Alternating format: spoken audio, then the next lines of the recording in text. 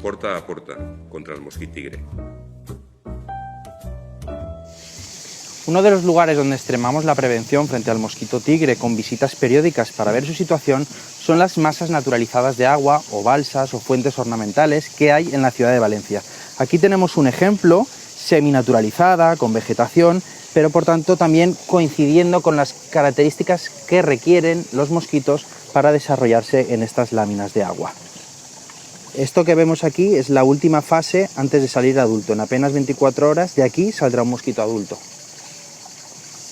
En el caso de que la ciudadanía tenga masas naturalizadas de agua también en sus ámbitos domésticos, se pueden hacer tres cosas para evitar tener un criadero de mosquitos. Una de ellas, como vemos aquí, es que haya recirculación de agua constante. Si el agua no está estancada, no será un foco de cría de mosquitos.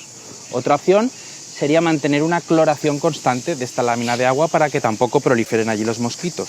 Y por última instancia, otra posibilidad sería introducir peces, ictiofauna, para que estos peces puedan depredar las larvas de los mosquitos y así no tener problemas en nuestras propiedades privadas. Si tens dubtes sobre el mosquit tigre o altres plagues, envia'ns la teua pregunta al nostre correu, Twitter o Facebook.